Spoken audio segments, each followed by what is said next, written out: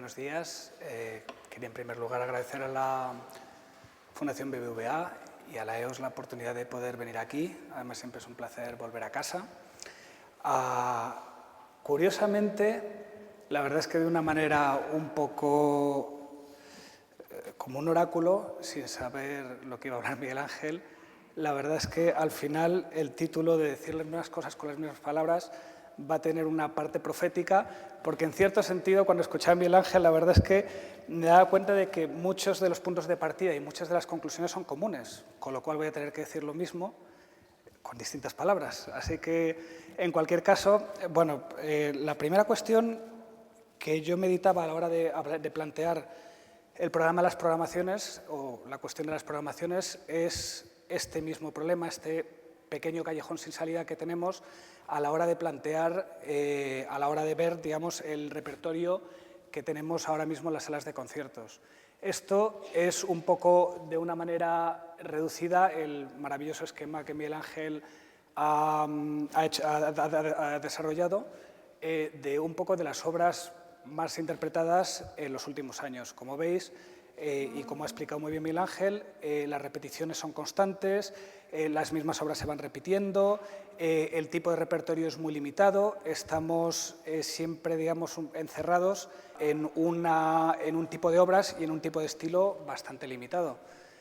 Aquí tenemos, por ejemplo, el último report, digamos, de los compositores más representados en esta temporada, y vemos otra vez, bueno, tampoco quiero desarrollar mucho porque la verdad es que Miguel Ángel ha desarrollado también esto, digamos, de una manera un poquito más profunda. Vemos que siempre, digamos, que es la misma repetición de compositores, pero quería incidir en una cuestión también que es muy interesante, que es las estructuras de las formas de concierto. Analizando un poco, que es una cuestión que me preocupa tremendamente, que es que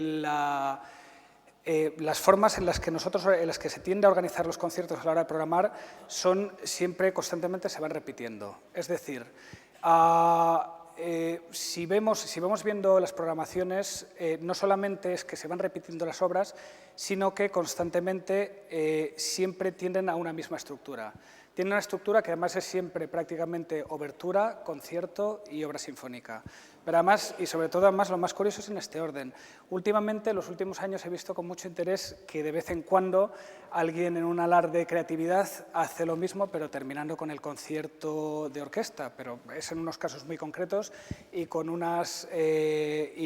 razones y con unos conciertos muy determinados. Pero en general, realmente no solamente es que se repiten las mismas obras, sino que la forma de los conciertos es siempre muy previsible. Es decir, siempre tenemos esa estructura de tres obras, esta estructura tripartita, o en su defecto también por una cuestión puramente estructural, a veces es solamente una gran obra y ya está, pero realmente los casos en los que lo que he llamado miscelánea, es decir, ese tipo de estructura en el que donde incluyo también las construcciones de tres obras donde se reorganizan de una manera diferente, son realmente testimoniales, con lo cual me quería centrar también un poco en esta idea, digamos, de la forma y de las estructuras de los conciertos. Cuando analizaba un poco las cuestiones de por qué realmente siempre repetimos estas mismas estructuras, por qué cuesta tanto introducir nuevos compositores, siempre recordaba un poco todas estas grandes epopeyas que, por ejemplo, José Luis Pérez de Arteaga relata muy bien, sobre cómo compositores como Mahler fueron introduciéndose lentamente en España. Lo mismo pasó, unos procesos similares con Bruckner y Sostakovich, sobre todo en los años 80, y fueron procesos muy costosos. Realmente en los años 80 en España los programas donde estaba Sostakovich eran unos programas de música contemporánea dura. Con lo cual, y en este sentido, pensaba, digamos, en la teoría de la decisión. ¿Por qué la gente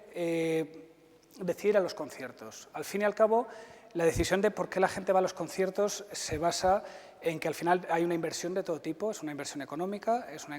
inversión de tiempo, y al fin y al cabo hay una serie de factores que pesan la decisión de ir a un concierto determinado y de ir a un repertorio determinado. Y básicamente un poco también a través de mi experiencia, porque siempre una de las cosas que más me fascinaban era la idea de por qué unos conciertos que realmente yo pensaba que iban a estar vacíos al final acaban estando llenos y otros que normalmente pensaban que iban a estar llenos al final estaban vacíos. Y al fin y al cabo siempre pienso que todo esto tiene que ver con el concepto de certidumbre e incertidumbre. Es decir, al fin y al cabo certidumbre es cuando el oyente tiene más o menos una claridad de ideas sobre la información sobre lo que va a poder ver. Mientras que, en general, en la mayoría de los conciertos nos movemos en unos ámbitos de incertidumbre, que es lo que suele pasar sobre todo con la música contemporánea o con todo este tipo de compositores que están dentro de ese 75% que solamente tienen 3 conciertos. Al fin y al cabo, es una cuestión muy relacionada con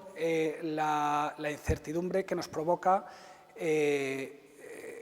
digamos, el esfuerzo que nosotros queremos meter económico o de tiempo a la hora de asistir a un concierto o no. Entonces, y en ese sentido, siempre pensaba, sobre todo, analizando o estudiando un poco los procesos que sucedían en el momento en el que Mahler, Sostakovich, Bruckner entraron dentro de nuestro repertorio, pensaba que al fin y al cabo todo esto es un proceso paulatino, es un proceso evolutivo muy lento en el que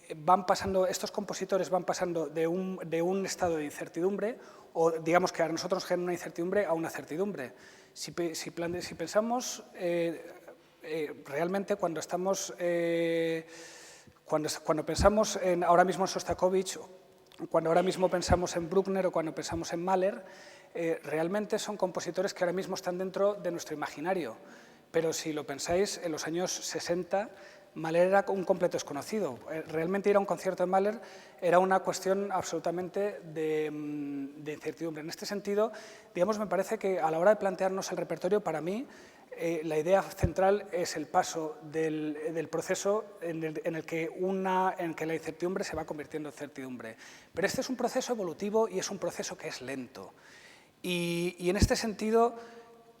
soy un poco pesimista en el sentido de que pienso que no es fácil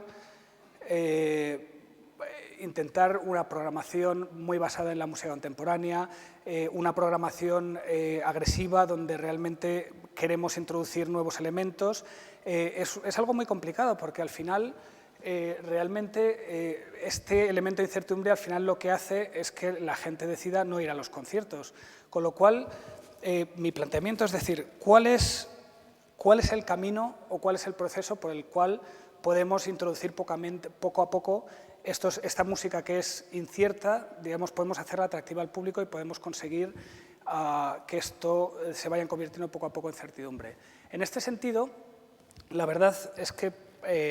pensaba que básicamente la cuestión es introducir un elemento diferente, un elemento que ponga, digamos, toda la música, todo aquello que es incierto, nos dé un elemento de referencia que vaya conectando todas esas incertidumbres. Y eso pienso que se puede conseguir a través de la narrativa. Es un elemento que, por ejemplo, Miguel Ángel ha trabajado mucho y que hablaba, por ejemplo, en estos ejemplos últimos en los que introducir un elemento que es conocido al público y que unifica, digamos, que realmente crea referentes al espectador y que le permite que algo que a priori es incierto, es decir, alguien que, por ejemplo, no tiene mucho interés en escuchar los preludios o las obras de Szymanowski, si lo pones en contexto y lo conectas, por ejemplo, con Chopin, realmente consigues hacer una conexión que hace que ese elemento de incertidumbre desaparezca o por lo menos quede un poquito más difuso. En este sentido, quería plantearos algunos temas de narrativa que tienen que ver un poco con crear una serie de contextos diferentes. Y realmente mi idea al respecto es que realmente, digamos, el contenido es muy difícil que lo vayamos a poder, que podamos cambiar de una manera muy rápida, pero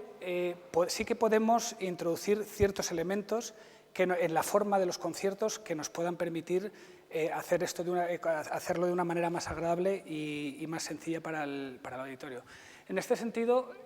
uno de los elementos más interesantes es, por ejemplo, crear metareferencias, es decir, recrear conciertos históricos, como por ejemplo el famoso Scandal Concert de Viena, que es uno de los conciertos de los que más he escrito, junto con el famoso estreno de la consagración de la primavera. Es un programa que se ha repetido constantemente y que realmente digamos, es un elemento que esta música, digamos, puesta fuera de contexto, es una música muy complicada, pero, digamos, aquí tiene una perspectiva histórica. Otro de los elementos es, por ejemplo, buscar un tema común. Este programa es un programa que me parece especialmente interesante porque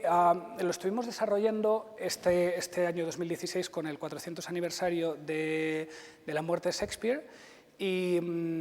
realmente, digamos, buscamos una serie de obras que tuvieran una determinada conexión con la obra de Shakespeare y, curiosamente, digamos, a la hora de promover este repertorio con un pianista con el que estábamos trabajando, realmente la evolución, digamos, del número de conciertos y el interés que tuvo este mismo programa realmente prácticamente triplicó las expectativas que podíamos tener, precisamente porque había un elemento que para la gente le parecía interesante. Había muchos promotores que estaban interesados en organizar conciertos alrededor de la figura de Shakespeare, y realmente este elemento, que no es más que la música, realmente no es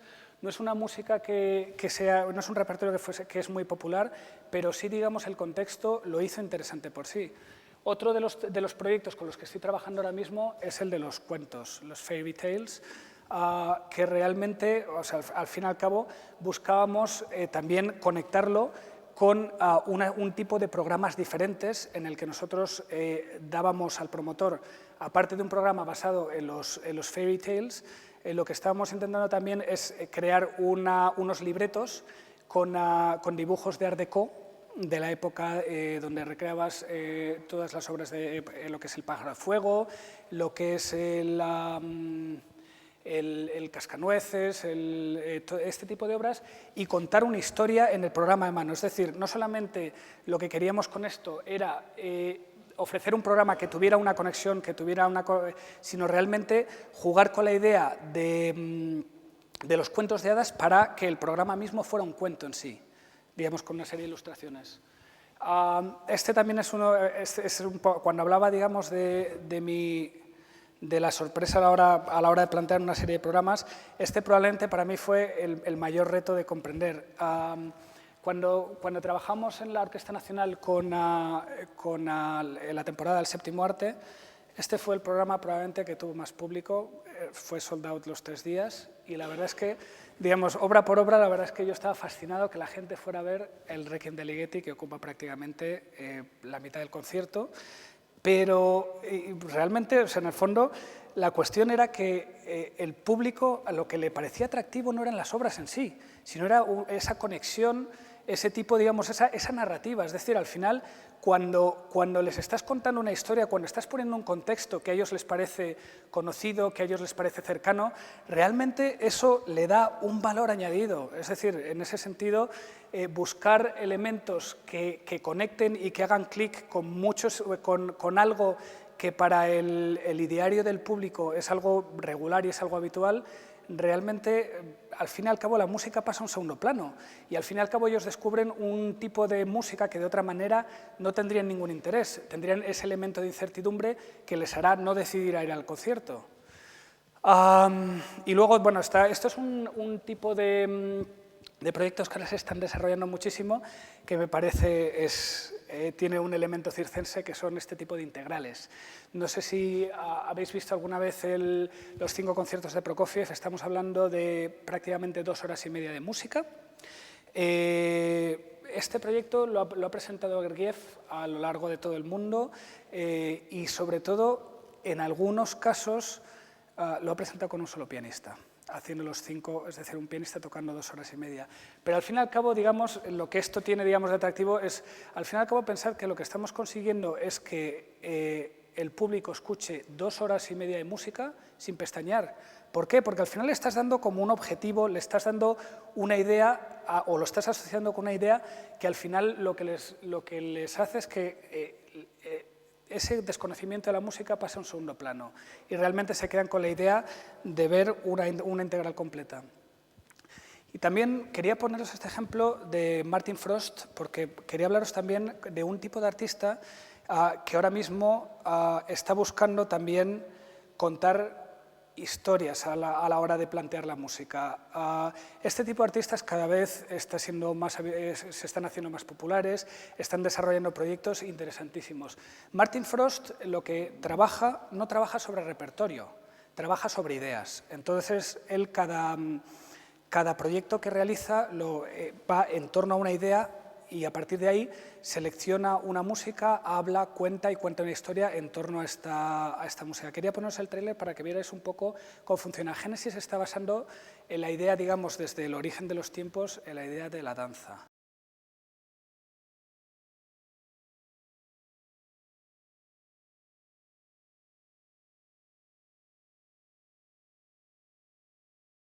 La idea, digamos, está un poco de la provocación de precisamente estos tres elementos. Pero veis, o sea, la reflexión que quiero hacer con este tipo de programación es cuántos de nosotros iríamos a ver un programa donde nos pusieran en el programa simplemente que vamos a escuchar a Hildegard von Bingen,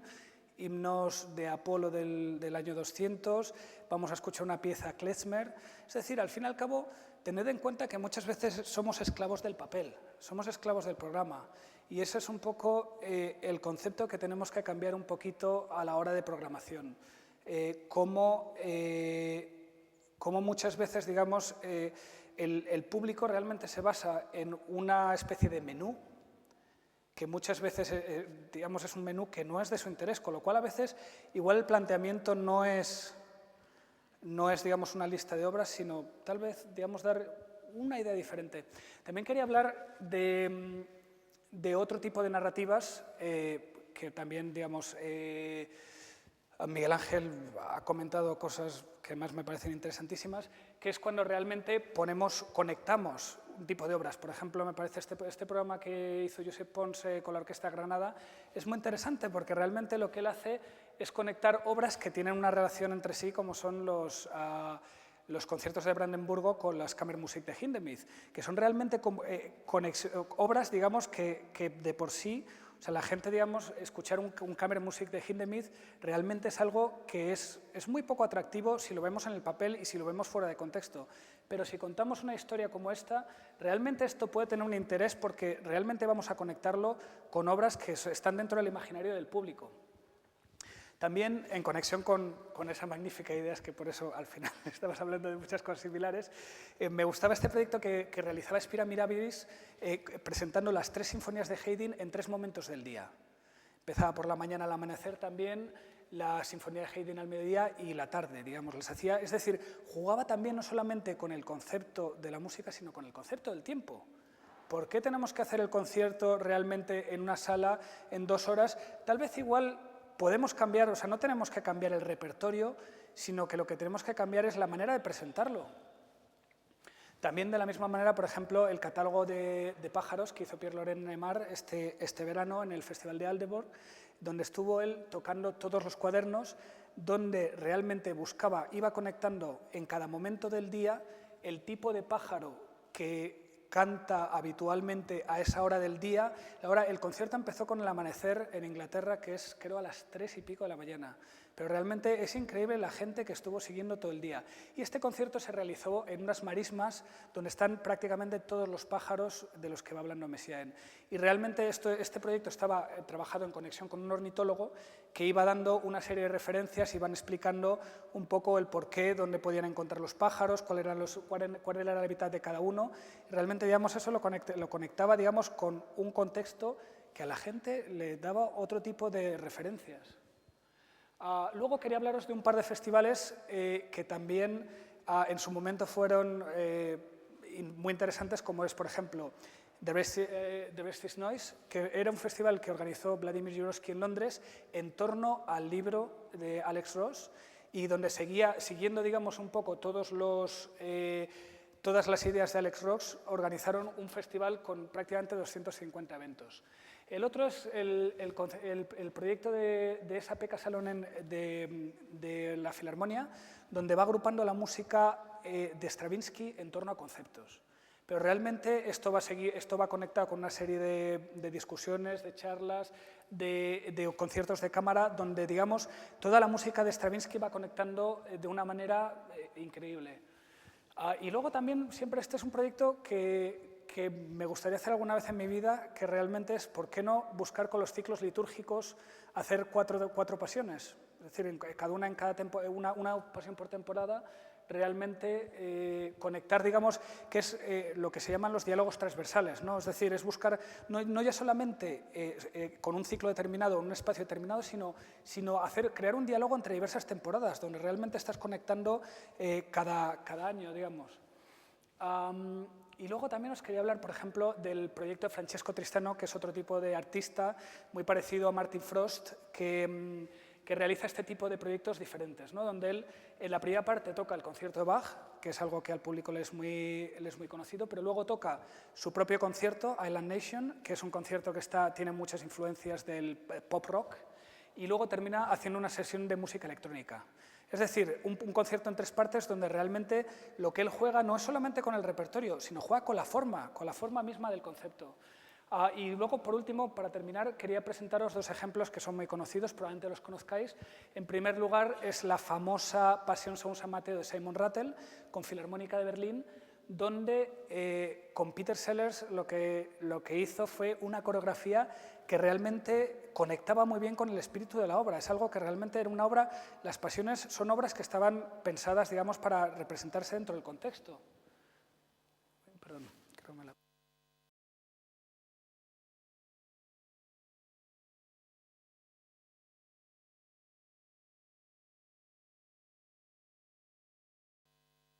Simon Rattle lo que juega es un poco con el movimiento y juega un poco con la significación de la pasión. Por último, simplemente os voy a poner 2 minutos del ejemplo de Barbara Hannigan con El Gran Macabro, que ha sido también uno de los grandes hits